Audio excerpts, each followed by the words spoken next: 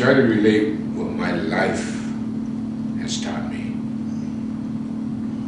is find out who you are and where you come from.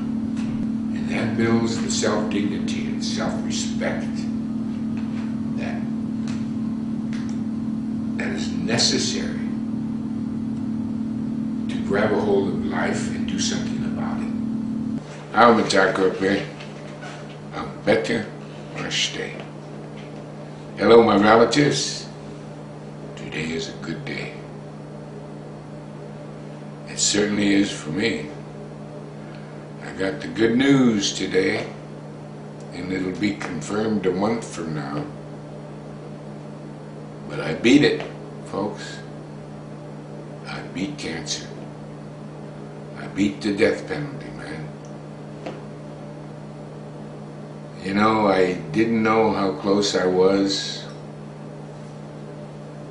I just found out. My wife was telling someone, my little brother actually, Glenn, how she had called him crying, thinking I wouldn't make it through the night. Because when we first came to Scottsdale, I couldn't sleep. I couldn't sleep. I just walk around all night, trying to be quiet so I wouldn't disturb my wife Pearl. She was afraid I wouldn't make it through the night. And when I would lay down, she'd be wide awake listening, make sure I was breathing.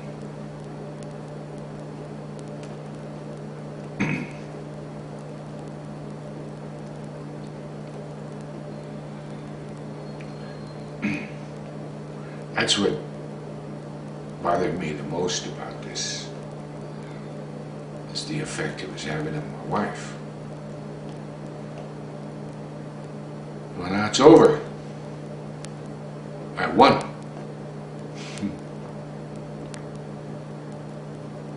And in the meantime, I lost my youngest brother, the youngest of the twins. We call them the twins. Ted Means. You know, he was always my little brother. Always. We had his wakes on 3 different Lakota, Dakota reservations. That's how well thought of he was. That's what the kind of leader he was. And you know, he was my little brother, and I never put it all together, man. He was just my little brother. He was a member of the American Indian Movement. He was a leader. But he was my little brother. And then they started talking about his accomplishments. And they were manifested. There were many.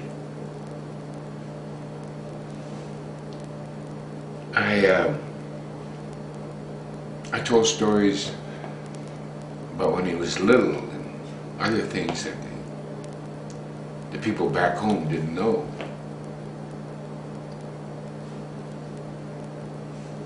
He died on Thankstaking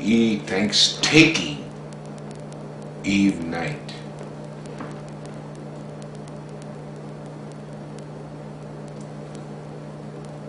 So that was sad. I've lost 2 of my younger brothers. I got 1 left.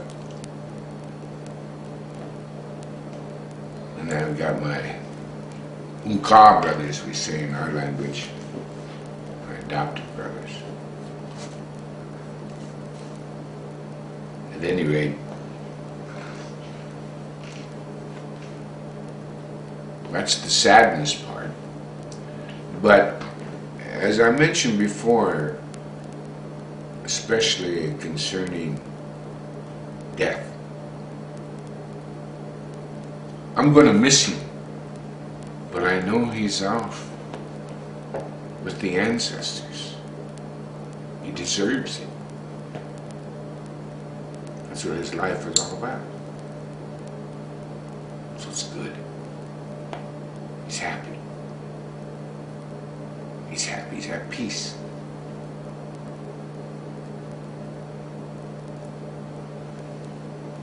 Me? The fight goes on, about $35,000 in debt, but things are looking up because of my oncologist.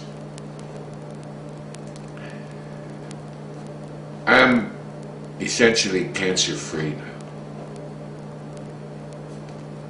I will not die of cancer.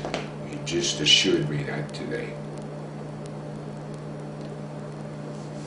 As I leave Scottsdale and get back to work, now I've got a very real chance, thanks to my oncologist, who treats the Dalai Lama for cancer, who treats kings, Arabian kings, Saudi Arabia, the royal family of Jordan, and the king of Bahrain. Bahrain. I won't say nothing. But the point is, and he has a friend that helped him go in partners with building the medical center he built for the Mexican people down in Mexico, because his father's from Mexico. He's a Mexican. At any rate, he's going to utilize his contacts to fund my school. And not only fund the school, but enough money to build it. To build it. And to refurbish my 3-story teepee that I co-invented. It's, actually it's 4 stories because it's got a full basement. Prefab teepee.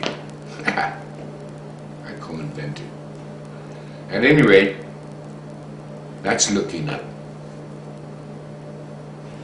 But I'm also going to do some storytelling videos. Hopefully I'm going to do it with the college, the Oglala Lakota College on the Pine Ridge Sioux Indian Reservation. Failing that one, I'll try to do it with Sinte Glesker University on the Rosebud Sioux Indian Reservation. But I want to do it. I want to be a storyteller of the old-time stories for the future generations. That's one thing I want to do.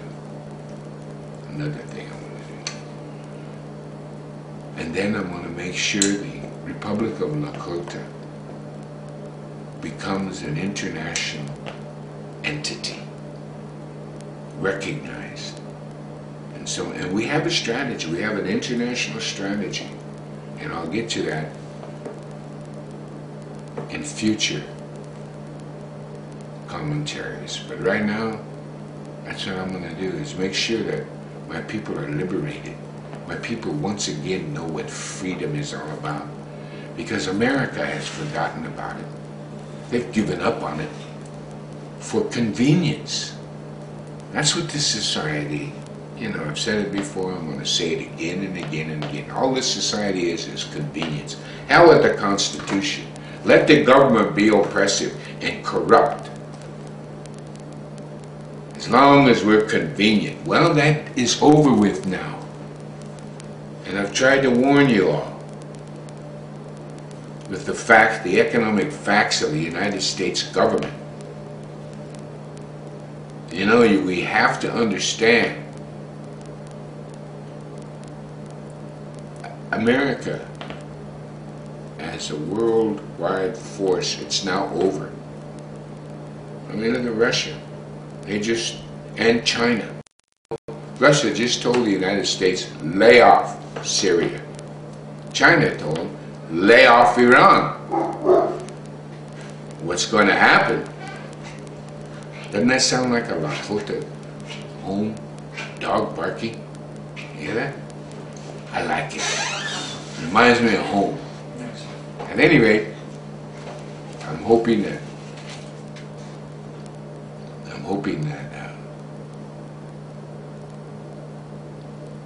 you all will bear with me. You know, I wish you'd get ahead of me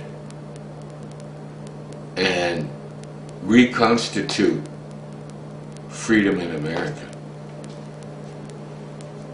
But if it takes us once again to proffer freedom to you all, remember that's what we did for the pioneers. You know, you've been told in your history that the pioneers went out to the frontier to brave against the savage Indian, and they were very brave. Come on, let's use some common natural sense. You don't take your wife and children into a place of danger. You just don't. Do you know anything about the history of the United States of America? The fact that everyone was an indentured servant in the economy of America. Only people with property could vote. Men, white males with property could vote in America. And the indentured servitude is just a small step up above slavery. You're indentured to your employer forever. And then your kids are indentured, which means you're in debt constantly. So their freedom was the only place they could find freedom was out among the Indians. And they were safe because they took their women and children. They knew the Indians would make room for them. Time and time again, man, from Plymouth Rock to Alcatraz. And look what they did with Alcatraz. And I can tell you, but it'd take a long time what they did with Plymouth. But at any rate, point being, we have to be free, folks. And the Republic of Lakota is going to pave the way for America again. Mark my words. That's why I beat cancer. Duk Shake. I'll talk to you again.